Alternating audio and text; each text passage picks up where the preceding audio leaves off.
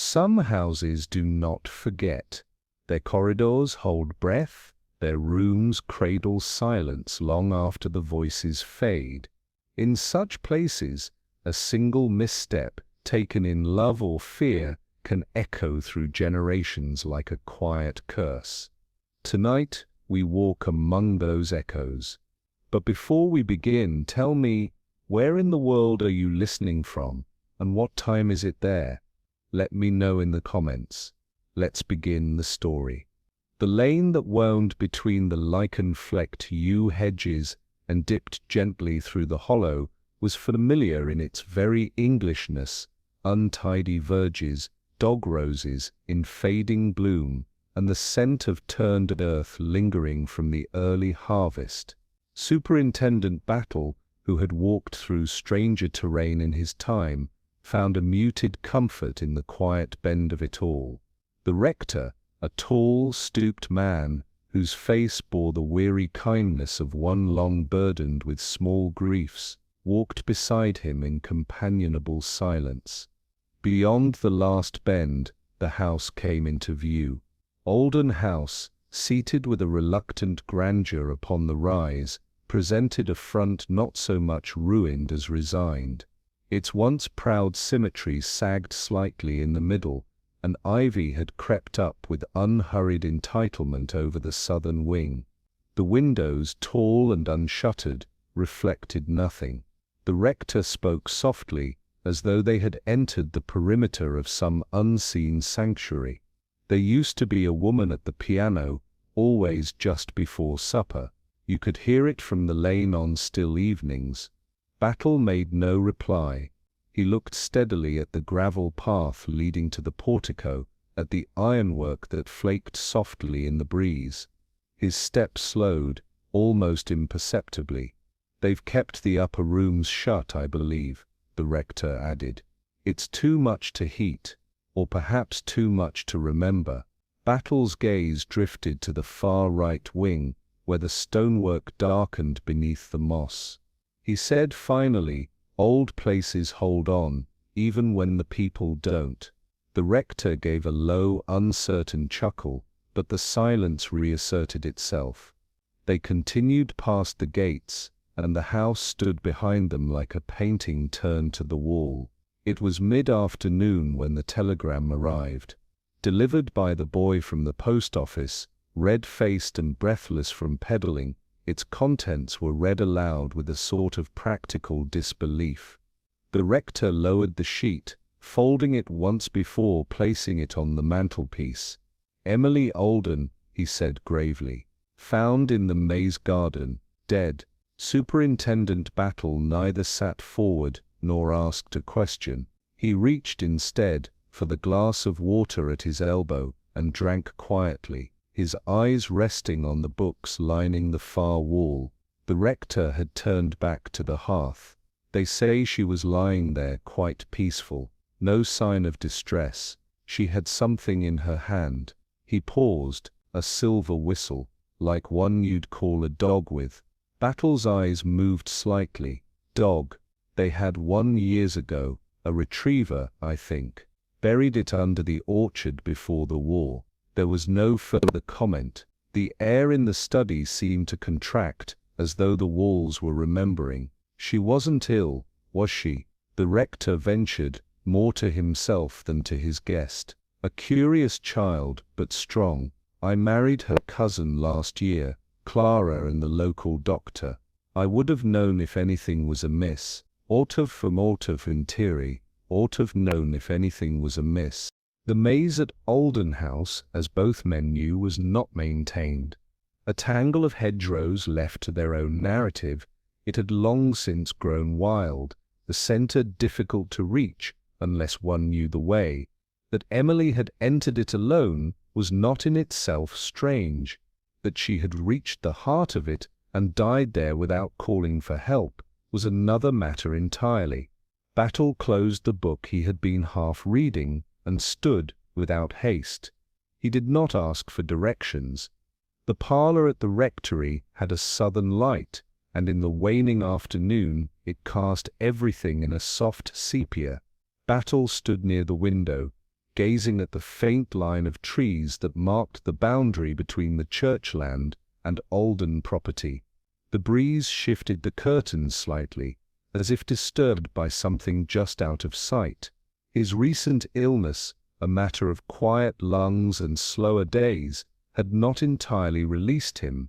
The walk had taken more out of him than it showed, but that was no reason not to think. If anything, it gave him time to watch, to listen, to avoid the kinds of conversation that cluttered up real understanding. He had not intended to linger in the Weald. The doctor's recommendation had been rest, a mild climate, and no professional preoccupations. But Battle had never regarded murder as a professional preoccupation. When it came at all, it came as part of life, as sudden and sharp as a bird against glass. The rector was in the hallway, speaking in a low voice to someone who had arrived by bicycle. A few words drifted through. "Poor girl, no, not expected." Clara's beside herself. Battle turned away from the window. His gaze fell to the mantel, where the telegram still lay, neatly folded. The whistle troubled him, not because it was out of place, but because it fit so precisely into the wrong kind of memory. Outside, the sky had grown pale, the kind of pale that came before a cold night. Battle reached for his coat. He did not yet have a plan, only a growing sense, as certain as breath returning to the lungs, that he would not be leaving just yet. He stepped into the hall. The bicycle was leaning against the gate. No one had asked him to investigate. No one ever had to. "Doctor," Elwood's voice possessed that confident timbre so common to country practitioners, firm, genial, and faintly incurious. He sat with his boots planted squarely on the carpet, reading glasses low on his nose, his diagnosis already cooling in the open air of the study. "No sign of trauma," he said, "nor evidence of struggle." The girl's face was composed, likely a sudden failure of the heart. These things happen more often than one thinks, especially in families with a predisposition. He looked toward the window, where a thrush chirped in the hedge, and added, "Stress perhaps. They say she was sensitive." The rector did not respond at once. His hands rested atop a book he had not turned in 20 minutes. When he did speak, it was softly, the words chosen like glass from a drawer. Emily Alden was not frail, and she was young, 20 perhaps. That is not the usual age for collapse. Dr. Elwood gave a diplomatic shrug. She may have had a condition undetected. Not all hearts speak clearly beforehand. Superintendent Battle, silent until now, shifted the paper before him. His fingers, large and square, moved with careful precision. He neither confirmed nor contested. The doctor's logic was tidy, perhaps too tidy. There was something in the rector's tone that asked for more, not with urgency, but with the weight of a man who had buried too many people with questions unasked. Dr. Elwood finished his tea and rose. "You'll excuse me, I must inform the family. It's never an easy duty." When the door had closed, the rector turned his gaze to Battle, not expectant, only hopeful, in the quiet way of men who trust what they cannot articulate. Battle inclined his head, as if accepting a burden not yet spoken aloud. The Aldens, it was once said, had owned half the valley and governed the rest. Their influence, in its heyday, had extended to every chapel stone, tenant field, and brass nameplate in the district. Colonel Gerald Alden's grandfather had served in India and returned to build the West Wing after inheriting the estate. His portrait still hung in the entrance hall, a lean man with pale eyes and a nose that pointed at posterity. Now the windows were unwashed, and the chimneys wept slowly into the autumn air. The hedges had grown thick with briar, the fountain held more moss than water, and the paint along the stables flaked like parchment. The estate was intact, yes, but only as an idea. Its occupants walked inside its grandeur like custodians in an inherited museum, aware of both the legacy and the cost. Superintendent Battle had seen such places before, houses where pride lingered long after fortune had gone, and where truth was often the last expense afforded. The girl's death did not stir the house to action. There was no rush of grief, no clang of horses summoned or footmen dismissed. The response, though polite, had been inward, contained as though the loss were merely inconvenient, even faintly impolite. There had been no mention of Emily's own prospects, no talk of engagement, study, or travels. She had existed in the periphery, too young to be matronly, too old to be a child, neither heir nor dependent. Battle noted that kind of placement. It often meant she had observed far more than anyone had noticed. The maze was older than the house. Its hedges, overgrown and disobedient, bore the long habits of untended years, paths that narrowed where they once opened, corners where stone markers had vanished beneath ivy. Yet the structure remained intelligible. One could still trace, from a vantage, the faint circle at its heart. Battle stood at its edge, arms behind his back, observing the turn of the branches, the subtle way the wind moved through the thicket without disturbing its design. It would take a certain knowledge to reach the center, a map committed to memory, or practiced steps repeated in solitude. Not a child's game, not any more. He imagined Emily walking there alone, not hurried, not lost. She had carried a whistle, absurd, almost tender in its familiarity, and she had died facing east, eyes open. Battle lingered until the light shifted. Then, without speaking, he turned away from the maze. Alden House revealed itself reluctantly, like a lady compelled to receive guests long after her prime. The hall, once grand, had narrowed with age, not in size but in feeling. The light through the upper windows filtered in muted grays, and the oak paneling gave off the faint scent of lavender polish laid over time's decay. Battle stepped across the threshold with quiet attention, taking in the tiled floor cracked in one place, but mended with care, and the dark portrait that loomed above the fireplace.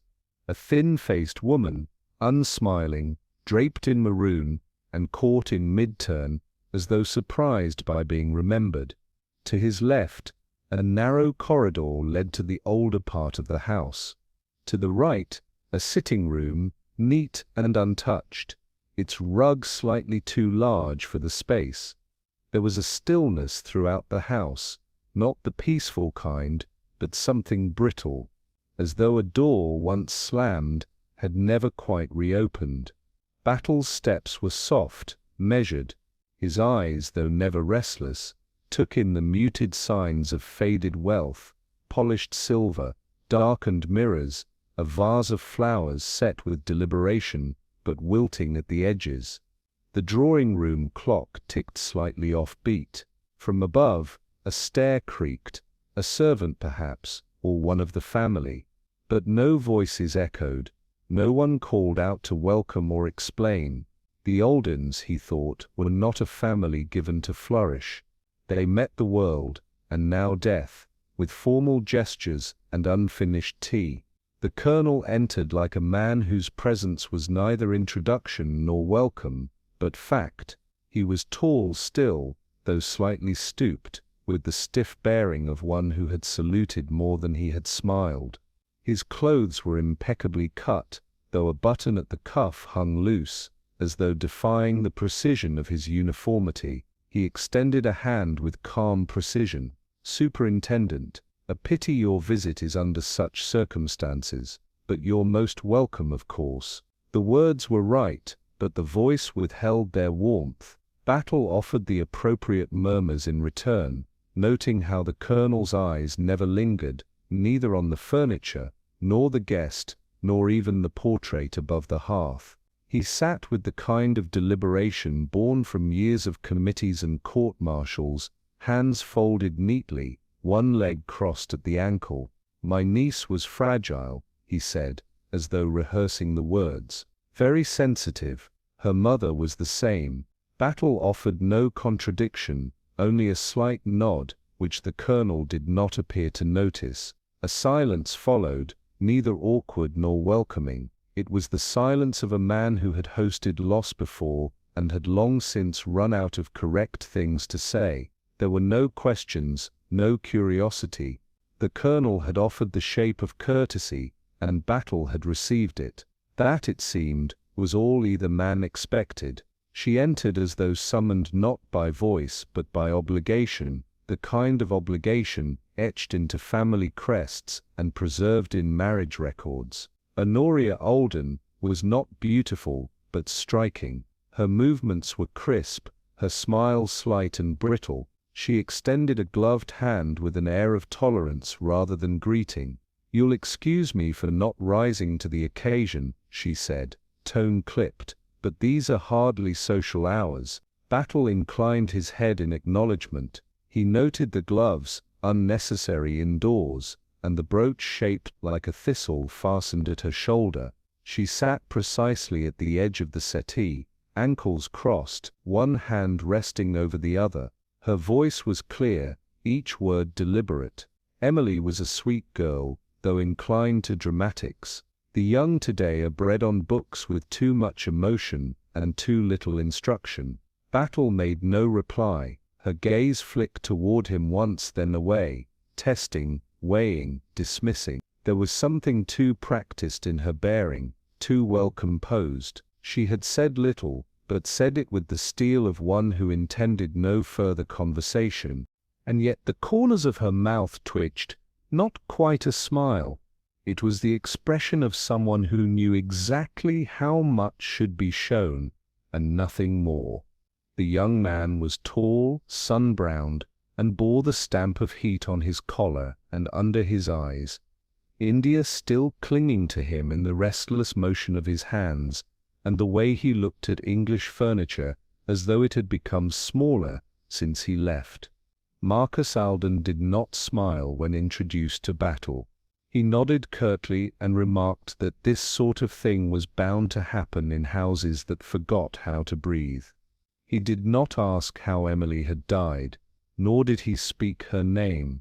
He answered Battle's mild inquiries with economy and growing impatience, offering that he had returned earlier than expected. No, not because of any family matter, merely business, and that he intended to stay only until the will was sorted. Then he excused himself on the grounds of needing air, though the day was still and heavy. Battle noted the scent he left behind. Not cologne, but dust, old paper, sun on canvas, something long packed and recently opened.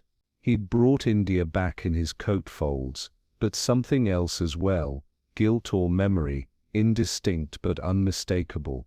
And he had left out Emily's name with such precision that it was almost an accusation. Clara Linton possessed the manner of a woman who had learned competence not from encouragement, but from necessity. Her movements were composed, her diction clean, her expression neither hard nor soft but precisely moderated. She offered to show Battle the newer wing without prompting, explaining how the house had been rationalized, unused bedrooms sealed off, the back staircase now reserved for staff and deliveries. As they passed the library, Battle noticed a faint crack in the wallpaper above the skirting board, not recent and not critical, but unrepaired. They reached the conservatory, where potted geraniums drooped faintly and a broken garden lamp lay half concealed beneath the trailing leaves. Clara followed his glance. "Storm last week," she said. "The gardener will see to it." She did not bend to pick it up. She walked with Battle through the east corridor, speaking lightly of inventory, tax, the seasonal rot in the cellar, and the tendency of old houses to resist organization. Her voice was clear, but there was an effort to it, like a pianist repeating a piece slightly too fast. She did not mention Emily until Battle asked, and then only said, "She was difficult lately, erratic, but kind." It was, Battle thought, a sentence built on contradiction, and Clara delivered it with such quiet finality that it might have passed for affection until one looked too closely. There was no reason to open the linen cupboard, no search warrant had been issued, and Battle's presence in the house was still nominally informal. But old houses breathed information in odd ways. Doors swelled, floors gave, and sometimes cupboards creaked. He noticed the draught first, a faint coolness along the corridor, unseasonal, then the slight, medicinal tang, so familiar it disguised itself. The laudanum bottle was small, tucked behind a pile of folded sheets. It was not new. The label had faded, but the cork had been removed and replaced, recently. The dosage ring was nearly dry. Battle held the bottle a moment longer than necessary. It was not illegal, not scandalous, not in a house that had known mourning and convalescence, but its location was wrong, not in a bedroom, not in a drawer, not among toiletries, among linen, a servant's mistake perhaps, or a master's precaution. He replaced it precisely as he had found it, folding the top sheet so the scent was briefly buried. Then he continued on, his pace unchanged. But something had shifted, not in the house, but in his understanding of its silences. They gathered in the drawing-room in the hour before supper, more out of habit than solidarity. The room was too large for comfort and too cold for relaxation. The Colonel stood near the fireplace. Clara sat with a sheaf of correspondence. Honoria stirred her tea without drinking it. Iris read without turning a page. Marcus was absent. No one mentioned it. Emily's name, too, had not been spoken since breakfast. Battle observed without intrusion, his chair angled slightly to catch the light on the carpet, the very edge of a small wine stain too faint for most to notice. The family conversed, if it could be called that, in short remarks and the occasional clipped exchange about the gardener, the vicar's sermon, or the state of the post. No mention of grief, no trace of confusion, no one expressed disbelief, no one asked questions. It struck Battle not as cruelty but as custom, as though mourning were a ceremony completed in private and never repeated aloud. And in that stillness, more telling than lament, Battle understood the most curious detail of all. No one here had been surprised. That, he thought, was what set the quiet apart. Not sorrow but expectation. The door resisted, not with force, but with the slow, reluctant motion of things long left untouched. It opened an inch and sighed, groaning faintly on its hinges as though it remembered its purpose too late. The West Wing had not been entered by general agreement since before the war, a decision made not in anger but in convenience, rooms too numerous, memories too tightly packed. Battle stepped into a corridor of low ceilings and still air. The floorboards gave in places, not loud enough to creak, but with the soft, uncertain bend of dry wood.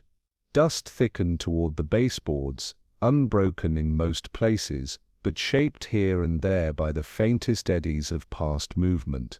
The wallpaper bore the faded pattern of roses, once red, now pale as ash. A single chair stood outside a closed door, as though waiting for someone who had never returned. A child's glove, quite small and discolored with age, lay on the windowsill, limp and yellowed at the fingertips. There was a silence to the wing, not absence, but the kind that lingers after something has been said, and no one responds. Battle's eyes moved slowly, deliberately, resting on each detail without comment. He passed a brass umbrella stand, tarnished beyond recognition, and noted the single umbrella inside, military issue, its tip scuffed, and its handle shaped like a hound's head. It was not abandonment, it was preservation. A corner of the house sealed not to forget, but to contain, and something within had stirred the dust. The room at the end of the corridor had once belonged to a guest. That much was clear from the layout. A single bed, a writing table, a modest wardrobe, and a view overlooking the orchard. The curtains had been drawn, but not tightly. Light entered in strips, enough to catch the drifting of fine particles in the air. Battle's glance took in the bed first. The coverlet, though faded, had been smoothed with recent hands. Not fresh linen, but arranged, tucked at the corners, creased along the middle. A small impression at the foot suggested someone had sat there not long ago. The dust on the floor was not uniform. In the space between the door and the wardrobe, faint disturbances barely visible marked a passage. Not steps precisely, but smudges where the particles had shifted. Perhaps a shoe dragged or turned, not hurried, cautious. Near the desk, the impression of a hand had cleared the surface slightly, just enough to rest a palm or pick something up. The wastebasket was empty, but lined with old newsprint dated 7 months prior. The scent in the room was not must, as expected, but something sharper, soap, perhaps. Faint and out of place. Battle paused near the dressing table. A comb, missing a tooth, lay beside a hairbrush with 2 long dark strands still tangled within it. He made no note, but his gaze lingered on the drawer, ajar by ½ an inch. Inside it held nothing more than a dried lavender sachet and a sewing needle snapped in half. The room had not been reoccupied. It had been visited. It was the raised floorboard that betrayed the rest. The rug near the dressing table had curled at the corner, revealing a splinter of wood slightly lifted. Battle's heel caught it as he turned. He paused, crouched without hurry, and lifted the rug gently to one side. The board came up easily, too easily, for age alone. Beneath it lay a hollow perhaps 12 inches across. Inside dust had not settled, and at the very center, wrapped in a yellowing handkerchief bearing the faint initials EA, lay a slim leather-bound notebook, its pages stiff with time and oil from fingers once too tense to clean. Battle opened it to the first page. The handwriting was steady but narrow, each loop tight and upright, the letters spaced with care. It was a private hand, controlled, practiced, precise, as though the act of writing were the only order left to impose. There were no dates, no headings, just words. He never forgave her. Neither have I. There was a window once and then it closed. They told me to be quiet. I have been quiet long enough. Battle read on, his expression unchanged. The entries grew darker, not in tone but in pressure. The ink deepened, as if written later at night, or with less patience. Several lines had been struck through, but not effectively. The phrases beneath still showed. She sang in the red parlor when no one else would listen. The dog barked once before the end. The whistle is mine now. He closed the book, replaced it carefully in his coat pocket, and straightened. The dust had shifted for a reason, and now something beneath it had begun to speak. Clara read the first lines with narrowed eyes, holding the notebook as one might a telegram with unfortunate implications. She returned it to Battle without delay, closing it between 2 fingers with a carefulness that felt more diplomatic than dismissive. She was imaginative, Clara said. It grew worse in the last year. Emotional instability runs in the family, though we don't speak of it. Not madness precisely, but melodrama. Her tone was one of explanation, not apology. Her posture, however, hands folded precisely in her lap, legs crossed at the ankle, a faint quiver at the corner of her jaw, told another story. Battle said nothing. He only inclined his head slightly, as if to acknowledge the theory without subscribing to it. She liked the West Wing, said it was peaceful. I always thought it gloomy. Clara adjusted a stray thread on her sleeve. Emily could dwell on things, but she never truly threatened anyone. She was inward. It was not what Clara said. that held Battle's attention, but the symmetry of her sentences. Each one clean, contained, not one word wasted or permitted to linger too long. There was something too smooth in the reassurance, as though Clara had rehearsed it, not for him, but for herself. Iris Alden entered with a silk scarf clutched tightly in both hands, as though afraid it might vanish if she let go.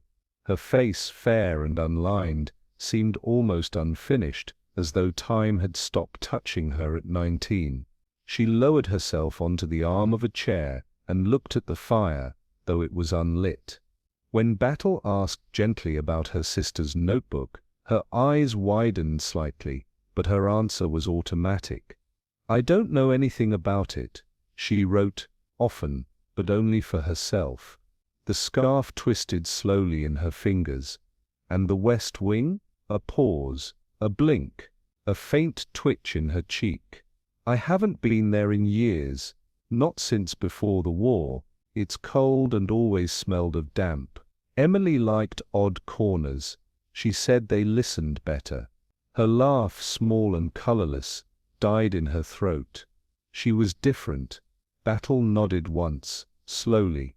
Iris's gaze shifted to the rug, then to the bookshelf, then to the corridor, as though searching for a question she could answer that wasn't the one asked. She had not lied. But the truth, in her hands, was a thing wrapped in paper too thin to hide its shape. Mrs. Broad stood with her hands clasped firmly at her waist, the soft white of her apron immaculate against the black of her dress. She was not a servant who apologized, nor one who offered more than was asked. But her eyes, faded to the color of weak tea, did not wander. The West Wing was shut after Miss Julia died. That was Mrs. Alden's name. Before she married, she had her own rooms there. Her voice was even, with that hint of clipped deference that came from knowing one's place and keeping it. There were arguments, not shouting, but the kind that carries through walls. Mr. Gerald never raised his voice, but she cried sometimes, only when she thought no one heard. Battle asked, "During the war?" Mrs. Broad nodded. "Before and after." She stopped going to the parlor at night. She stopped playing. The housekeeper hesitated. Then she locked the red parlor herself. "I was the one who found the key in the flower vase, weeks after she died. I put it back where she kept it. No one ever asked."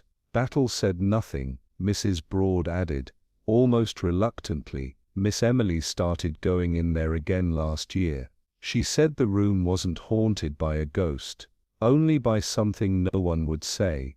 It was not bitterness in her voice. It was the steady, weathered tone of someone who had seen too much dust swept under too many rugs, and had learned that memory, in old houses, did not fade. It waited. Battle walked once more through the corridor, the notebook heavy in his pocket. The silence of the house had changed. Not broken, but altered. No longer merely a silence of grief, but one of concealment. What had happened to Emily was not spontaneous. It had not sprung from grief, nor from hereditary melancholy, nor from some tragic defect of character. Battle no longer believed in the fragile girl theory. Fragility, as he had learned often enough, was most dangerous in the hands of the watchful. There was something in the shape of the house, the placement of keys, the folded lies of polite women and disciplined men, that told him what the death had cost, and what it had preserved. Emily Alden had uncovered something buried not in paper, but in practice. A room locked not by accident, a substance kept not for pain, but for peace, not madness.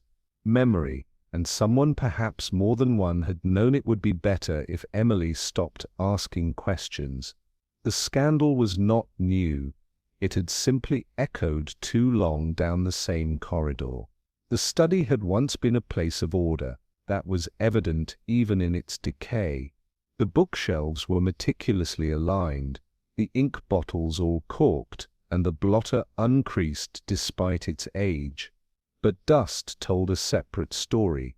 Battle noted it gathering thickest on the far edge of the writing desk, where a small brass lamp tilted faintly to the left, its base uneven from age or use.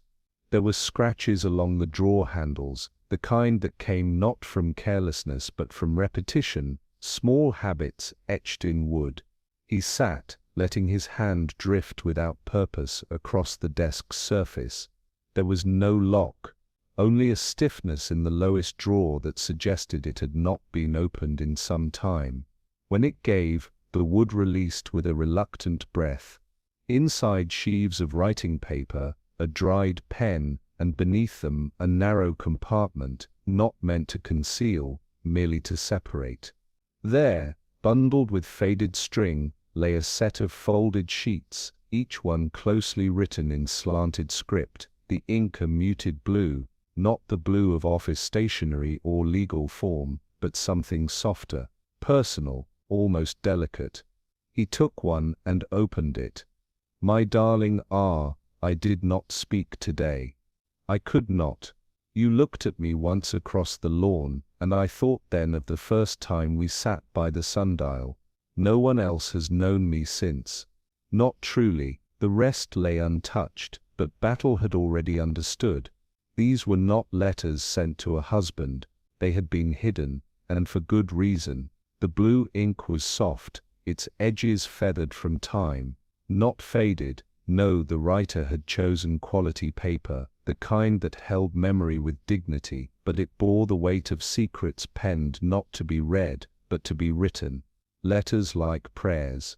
Intimate, resigned, and unfinished. There was no full name, only R. What struck Battle most was not the betrayal but the quietness of it. These were not declarations of desire, they were acknowledgments of silence, reflections shared with a presence the writer could not name aloud. The style was unhurried. There was no urgency in them, only need, emotional need, couched in restraint. G watches me still, though he does not know it. His gaze passes through me now. I think he suspects the shape of something, but not its truth. I am tired, and I cannot be tired aloud. There were 12 letters in all. None had dates, none described acts or encounters, but they made a portrait, nonetheless, of a woman left unheard, her only intimacy relegated to the page. It had not been Gerald Alden she loved, or if it had not been him she trusted. Battle replaced the letters carefully, aware that ghosts did not leave fingerprints, but they did leave impressions that never quite faded. He did not expect to find anyone in the library when he returned. The household had long since retired to their separate corners, the Colonel to his papers, Clara to her ledgers, Honoria to the arid rituals of control. But Iris was there, kneeling near the fireplace, her eyes wide and fixed, her fingers fumbling with a half-burned sheet curling in the grate. The flames were small, uncertain. The matchbook beside her lay open, a spill of sulphur and fear in equal measure.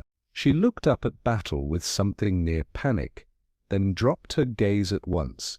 The paper had blackened, but not fully. Ink still clung to its center. He stepped forward silently, and she did not move. "I thought," she began, but the sentence trailed, unfinished. Her hands trembled, not violently, but with the contained flutter of someone trying not to cry in the presence of authority. She picked up the tongs and nudged the letter further into the fire. Too late. He could already see it had been addressed to R. "No one needs to read them," she said softly. "They don't matter now. They didn't change anything." Her voice was breathless, ashamed, but not defiant. Battle did not reprimand her, nor did he ask why she had chosen that one. The act had been made of fear, not strategy, and in that fear, Battle recognized something he had seen before, not guilt, exactly, but the desperate loyalty of a child who had watched adults break promises they never admitted making. Clara read no more than a single line before returning the letter to Battle. She folded her arms without fuss, her lips forming a small, considered smile, thin, not unkind. "Emily found those a year ago," she said evenly. "I told her they were best left buried. They were written before the war, before Gerald lost his capacity for softness. They're not important." Her gaze drifted to the window but did not linger. She spoke as one trained in the management of disorder, accounts, maintenance, emotion. "I assume you found them in the desk. I had meant to destroy them myself, not out of shame, but to spare unnecessary interpretation." Battle noted the distinction. Not shame, interpretation. Clara did not sit. Her stance, relaxed but unyielding, was that of someone accustomed to making decisions in other people's names. They changed nothing while she was alive, and certainly not now, but something behind the certainty flickered. The word nothing had been pressed too tightly. Her fingers, lightly clasped at the wrist, worked against each other, one small knuckle turning red. She was dismissing the letters, yes, but not forgetting them. That required more effort than she cared to admit. The report was delivered in the late afternoon, brought quietly by the local constable in an envelope too clean for its contents. Battle read it beneath the sycamore, the wind rising faintly through the leaves above. He took his time. There had been no physical trauma, no signs of struggle, heart and lungs unremarkable, but for one detail, a faint presence of digitalis, administered within 24 hours of death, in a quantity too small to kill on its own, but sufficient to provoke serious complications in someone susceptible. Emily Alden, it seemed, had possessed that susceptibility. Battle folded the page slowly, once lengthwise, then again, as though compressing its truth into something manageable. There was no prescription on record, no bottle in her room. The presence of the compound was unaccounted for, and unannounced. Accident was possible, but the setting alone in the maze, clutching the silver whistle, argued against spontaneity. It had not been enough to cause death, but it had made death possible. That kind of dosage required knowledge, not deep expertise, just an understanding of timing, and of what the body could not withstand. Battle slipped the folded page into his pocket. A crime, he knew, need not shout to be real. Sometimes it whispered, exactly as softly as this. The whistle was small, silver, and worn smooth from years of use. A single dent near the mouthpiece, a faded loop of leather string still attached. There was no inscription, but Battle remembered the orchard. Mrs. Broad had spoken of the dog. A retriever, black-coated, named Fen, buried under the mulberry tree in the upper paddock after the winter of '35. Emily had been a child then, perhaps 9. She had carried the whistle for a week after the burial, then left it on the windowsill in the red parlor. It had not been seen since, until now. It had been in her hand when she died, not grasped in fear, but resting in the palm, as though carried by habit or memory. Battle examined it again. It had not been cleaned. A trace of damp soil still clung near the seam, not fresh, not recent, but recently disturbed. He considered the act, the effort required to dig, even slightly, into ground hardened by years and roots. Not a child's whim, a return, a regression perhaps, or a message. The whistle had called the dog. It had also, in a child's mind, ended with him, that Emily chose to hold it in death. Battle did not believe it a symbol, he believed it a statement, but not her own. The maze that afternoon held no breeze, only the heat of the hedgerows and the peculiar stillness that followed unwelcome answers. Battle walked its perimeter slowly, his boots catching in the thick grass, eyes narrowed against the setting sun. The post-mortem, the letters, the whistle, The fear in Iris's face, the precision in Clara's, none of it felt accidental. He began now to assemble a new pattern. Not a clear one, not yet, but the outlines had shifted. Emily had not died of fragility, nor merely of inheritance, nor even of despair. There had been something placed within her system, not with intent to kill perhaps, but intent enough to hush, to slow, to overwhelm. She had known something. Not a fact, perhaps, but a context, something personal, something familial, the kind of truth that didn't make headlines, but quietly rearranged reputations, and now it was quiet again. The house had returned to order. Clara had her lists, the Colonel his silence, Honoria her routines, Iris her distance. Only Emily had altered the rhythm, and for that she had become too loud. Battle did not yet know who had administered the dose, nor when, but he understood something more significant. Her death had not surprised anyone. That, he thought, was the first real proof of guilt. Marcus Alden did not welcome questions. He answered them, yes, but like a man forced to speak a language he'd once known well and had since unlearned. His hands, rougher than his suit suggested, were not the hands of an idle traveler. He stood beside the billiard table, tapping one chalk cube absently against another, eyes fixed on the far window. Battle waited until the sound ceased before saying, "Emily mentioned you'd quarreled." Marcus gave a tight, unconvincing laugh. She liked to quarrel, made her feel indispensable. You don't deny it, no point. It was about nonsense, family nonsense.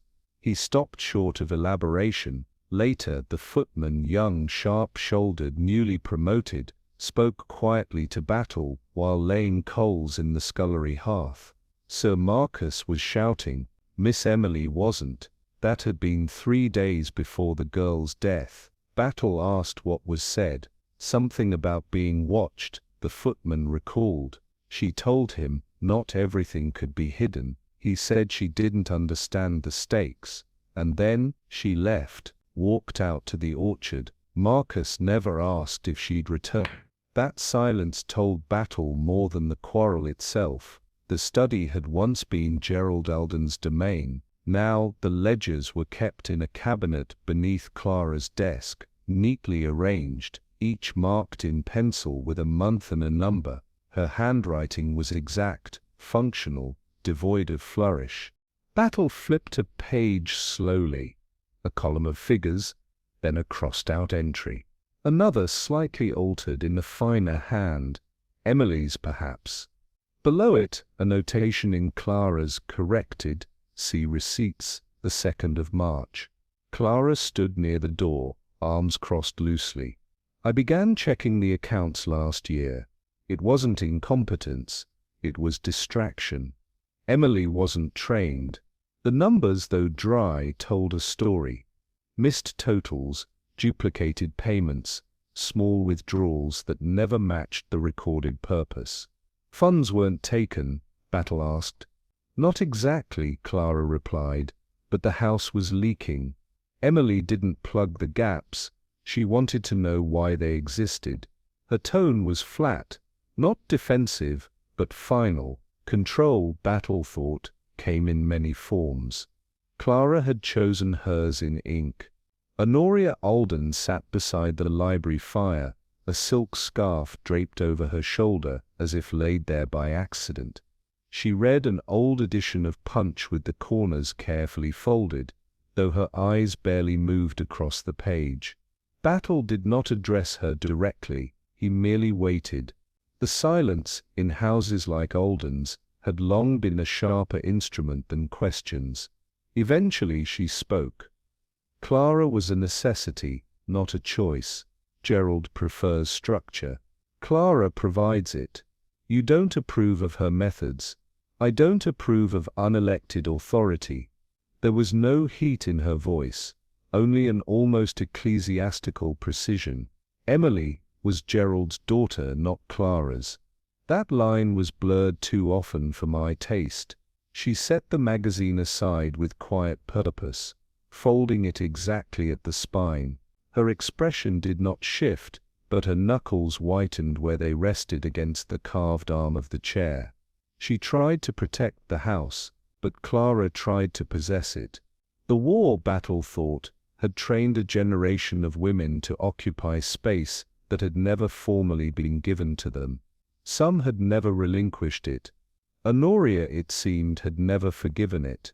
Emily had been speaking more in the last weeks. The gardener recalled her asking about pruning schedules, things she'd ignored for years.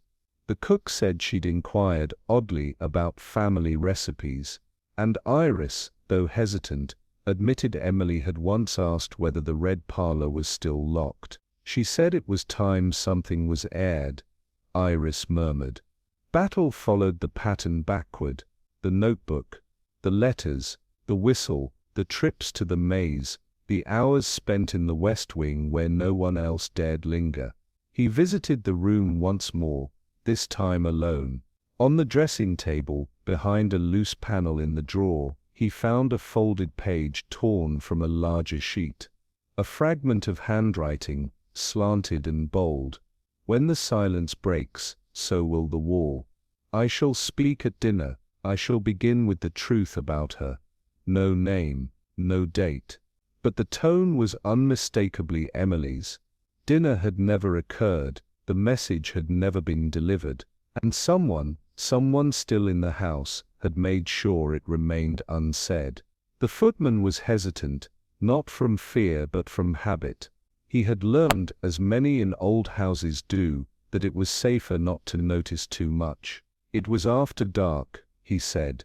I was on my way to the still room, heard voices in the garden, low but close. Who, I'm not sure. One was Miss Emily, the other might have been Mr. Marcus. Could have been someone else. Could you hear what was said? The boy hesitated. No words, just tone. She sounded not frightened, but determined. And the other, sharp, not loud, like someone trying not to be heard. He looked down at his shoes. I didn't stay. Battle nodded. One voice was Emily's. That much the boy was certain of. The other voice, its identity remained unclear, but Battle sensed the moment had mattered. Not in volume, but in what it prevented. The maze, after all, had no straight exits. It was a place to speak without being seen, and perhaps, just that once, to be silenced. Preservation, Battle had always known, bore its own ethics. In a house like Alden's, memory was not passed down. It was embalmed, layered in fabric and heirloom and silence, not to protect the dead, but to shield the living from the truth of what they had allowed. Emily's death, he now believed, had not been born of anger. No one had hated her, but she had stepped out of line, asked questions too directly, walked corridors no one else entered, held in her hand at the last a symbol of a time that could not return. Whoever gave her the digitalis had not meant to kill, perhaps, but they had meant to stop her. Clara's meticulous calm, Marcus's exile, Honoria's frozen disdain, even Iris's trembling, each carried the scent of something long managed, never addressed. Emily had ceased to be manageable, and so she had died, not violently, not scandalously, but with a soft precision only families could manage. Battle walked again through the orchard, the mulberry leaves shivering in the late breeze. A dog's grave lay beneath the soil, undisturbed except for the memory. He no longer saw Emily's death as isolated. It had become, like the house itself, a sacrifice to order. The key turned with a stiffness that spoke not of rust, but of memory. The red parlor had not been opened in over a decade. Not since the funeral. Not since the matriarch's piano had fallen silent, its lid shut with solemn finality. the keys untouched thereafter. The hinges did not squeal. The door opened without protest, as if resigned to the inevitable. Inside the air was still, not musty, but close, scented faintly with dust and rosewood. Battle stood on the threshold a moment longer than necessary, not from hesitation, but from habit. A room sealed by grief did not reveal itself like any other. It had to be entered slowly, with the deference afforded to sanctuaries and graves. He stepped inside. Nothing had been moved. Nothing had been cleaned. A teacup sat beneath a domed glass cover, as if frozen in the moment it had been last set down. The curtains had faded at the edges, but the heavy cloth still bore the dark crimson hue that had once given the room its name. It was not a forgotten space.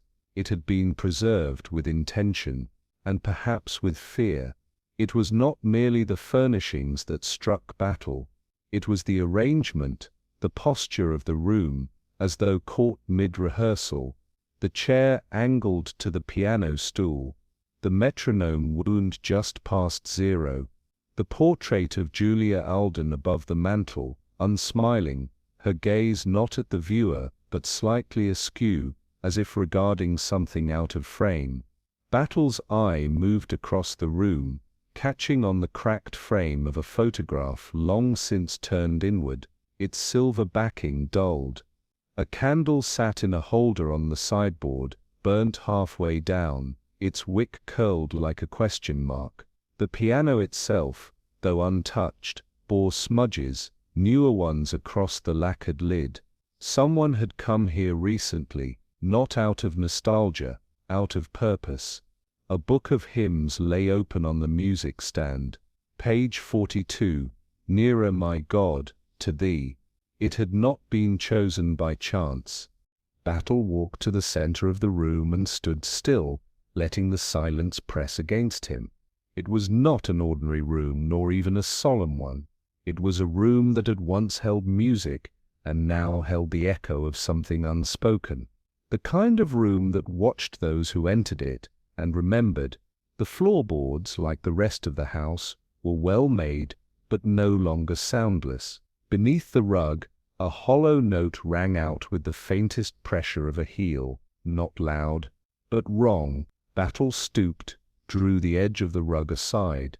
The wood beneath bore a slight gap, half an inch at most, invisible and less expected. He lifted the board gently. The cavity beneath was shallow but dry, its dust undisturbed, save for the handkerchief folded carefully within. A child's initials stitched in red thread, EA inside, a notebook, similar to the one he had already recovered, but thicker, more densely written. The cover creased, one corner darkened by some long-dried spill. He turned the pages without haste. The ink shifted in shade as it moved across time. Earlier entries meandered, observations of daily life, clipped reflections on family rituals, sentences scratched out only to be rewritten differently 3 lines later. But the later pages changed tone. They carried weight. They bore certainty. She didn't die of fever. She died of silence, of shame, of something she was meant to bear alone. He said it must never be known, that I was never to speak of what I heard that night, but it was not wrong to listen. The West Wing remembers her. Battle closed the book with care, not reverence. It was not reverence that had driven Emily to hide it. It had been fear, tempered with resolution. Julia Alden's death had never been questioned. It had been recorded as fever, influenza during a season of many such cases. The doctor had signed the certificate. The family had followed custom. Mourning, piano silenced, key turned in the red parlor door. But now, with the notebook open and the past returned, Battle saw the outline of something deliberately veiled. Emily had pieced it together. From overheard conversations, mislaid letters, discrepancies in dates, from a slip in Iris's recollection, from the way the West Wing had been closed so quickly, so completely. Julia had taken her own life. The betrayal, though unspoken in the notebook, was implied. There had been someone who had taken her trust, and who had not remained. The shame had been personal, but the concealment was institutional. It had been wrapped in family honor, buried beneath titles and tradition. Emily had known, and worse, she had not agreed to the silence. She had prepared to name it. That decision had cost her. Clara stood very still as Battle closed the notebook. Her face was composed, her fingers lightly resting on the back of a chair. The air between them held no tension, but something fragile ran beneath it, like fine porcelain under pressure. "I didn't mean to harm her," she said at last, the words emerging with too much clarity to be spontaneous. She wasn't sleeping, she was insisting on things, accusing, repeating things best left buried. Battle said nothing. "She found the bottle weeks ago, in the West Wing, I think. There had been a remedy, some sort of tonic for Julia, left behind." She paused. "I didn't give her much, just enough to quiet her, to delay the conversation. I thought if she rested, if she reconsidered." She did not finish the thought, perhaps because it had not finished in her own mind. "She wasn't meant to die," Clara said quietly. "I only meant to remind her that some things, some truths are too heavy to name." The chair creaked slightly under her hand. "She was not strong, you know. She liked to believe she was. But there's a difference between intensity and endurance." Battle's eyes did not move. Clara took a breath, then straightened her shoulders. "I was protecting what was left." He listened as he always did, without judgment, his posture unchanging, his silence not passive but full. Clara had confessed but not crumbled. Her tone remained that of a housekeeper of memory, curating loss, trimming the truth into acceptable shape. Battle did not reach for a notebook, nor did he name the act. In this house, guilt wore the robes of reason. The room had grown still again, as if drawn inward around Clara's words. Battle stepped back from the fireplace and looked once more at the painting of Julia Alden. She had not been loved enough to be remembered correctly, only enough to be erased carefully. It was not evil that had lived in Alden House. It was devotion twisted by duty, sharpened by hierarchy, muted by the polite habits of silence. Clara had acted, not out of hatred, but from the deepest instinct of all in houses such as this, to preserve. And Battle, who had walked among ruined legacies before, understood. The crime was not anger. It was belief that the past could be managed, so long as no one disturbed its dust.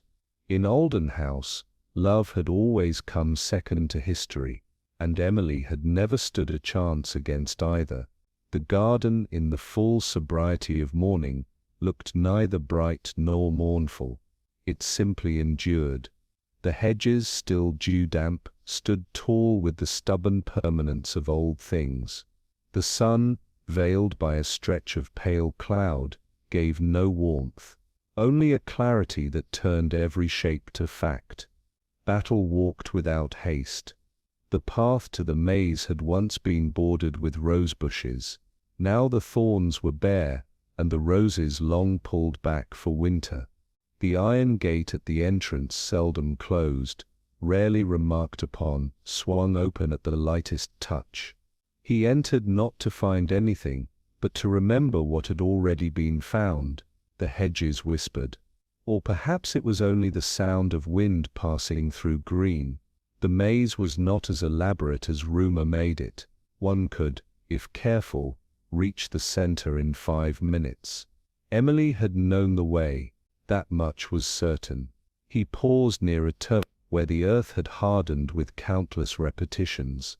The place where, the footman said, voices had risen, briefly, not sharply, then fallen silent. A few steps more, and the center opened, an almost perfect circle of flattened grass. The impression of her body had long since been erased, but Battle remembered the detail. She had been lying on her side, not collapsed, arranged, and in her hand, the whistle. He bent slightly, fingers brushing the ground where her fingers had touched the earth. This had not been a place of violence. It had been a place of final persuasion. There had been no formal arrest, nor had Battle ever raised his voice to name the act. Clara had spoken clearly, without defense or evasion. She had acknowledged what was necessary. The rest, as ever, would remain unspoken. Her statement, handwritten in the rector's study, and signed in the presence of the local inspector, was precise. She admitted to administering a diluted quantity of digitalis from a bottle labeled herbal tonic, left long unopened in the west wing. She had offered it, she claimed, in a glass of warm cider the evening before Emily's death. The purpose, she said, was not to harm, only to calm, only to stop her from carrying out what Clara described as a conversation that would have destroyed too many things, and none of them Emily. Battle had read the statement once. He had made no corrections. He had watched as she placed her name below the final line, her handwriting unwavering. There would be no trial. It was not what Gerald Alden had wished, nor did the rector advise it. The matter would be handled privately, quietly. The language of the old country houses remained intact. There were to be no reporters, no court records, no murmured headlines in the London evening papers, only the filing of papers marked domestic incident and tucked away in a drawer at the county office. Alden House had bled, yes, but not in the open, and that, above all, had been Clara's achievement.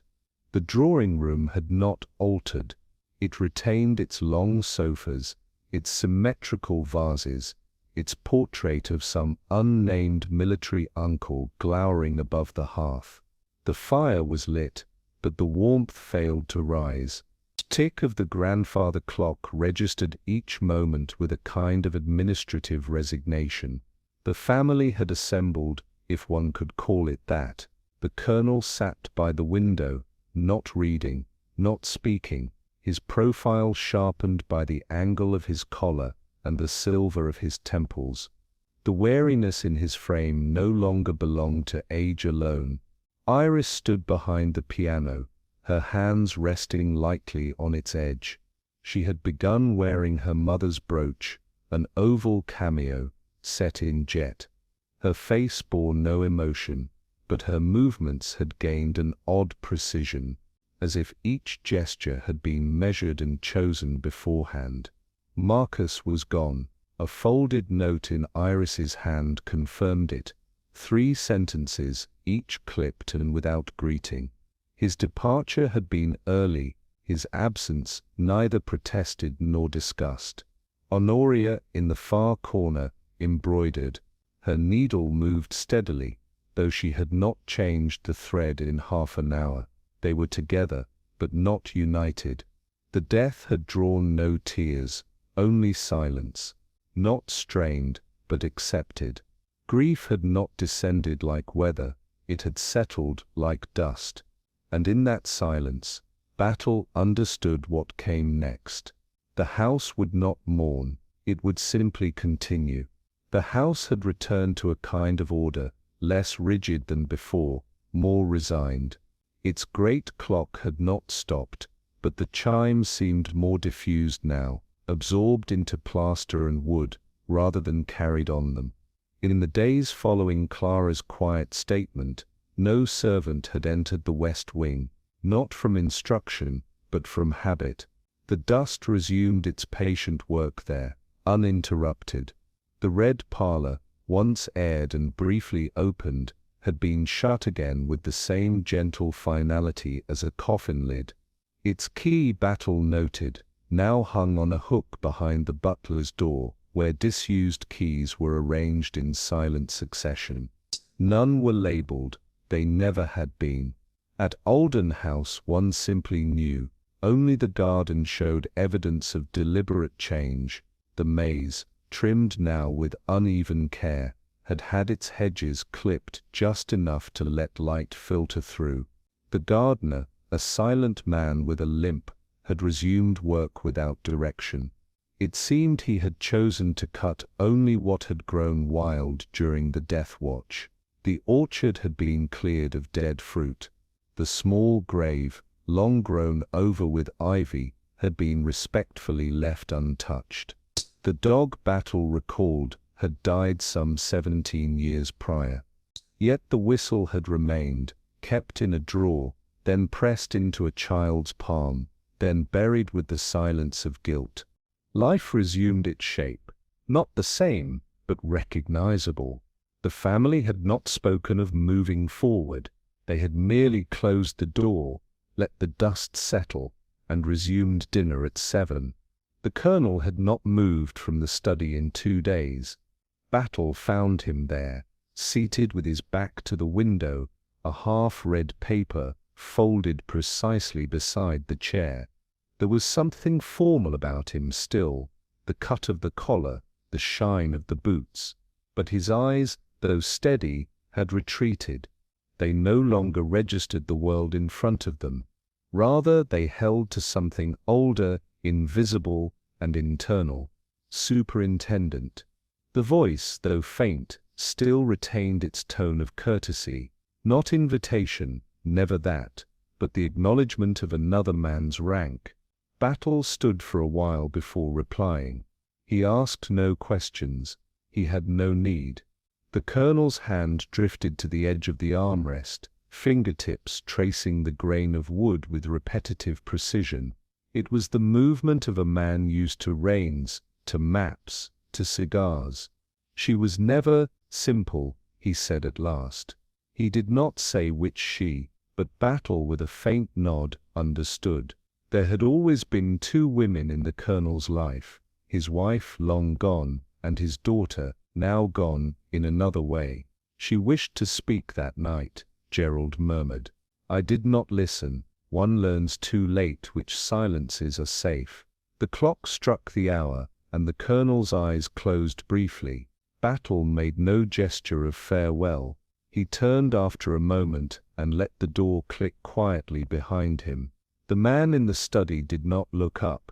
The morning was neither clear nor storming. The sky, dulled with a pearly haze, gave no hint of time or season. It was a sky without opinion, like a ceiling that stretched for miles. Battle walked the drive alone. The gravel had been freshly swept.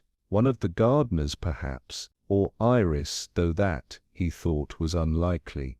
She would be inside in the morning room, opening correspondence, preparing the colonel's tea. She had stepped silently into the role that life, or inheritance, had assigned her.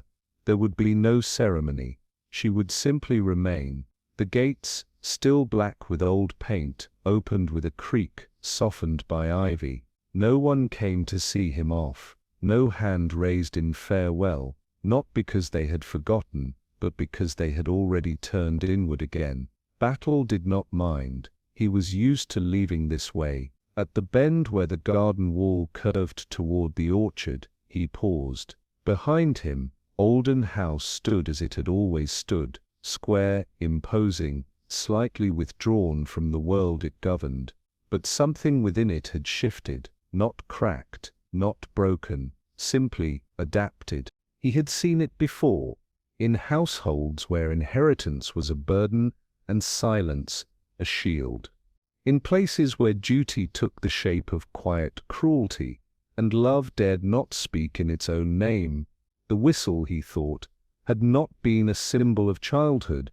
It had been a warning, a relic of something remembered too clearly and spoken of too late. He adjusted his hat and continued walking. The wind stirred faintly, carrying the scent of clipped boxwood and distant rain. The house behind him remained, preserved, diminished, enduring. Some truths, when unearthed, do not shatter a house, they simply shift its weight, quietly, as if making room for what must remain unsaid. But tell me, was it mercy or pride that truly wrote the final line in Emily's story? I'd like to hear your thoughts. What do you believe was hidden beneath the silences of Alden House? Share your theory in the comments. And if stories like this linger with you as they do with me, I invite you to like this video, share it with someone who loves a quiet mystery, and subscribe for more tales where justice walks softly, but never blind.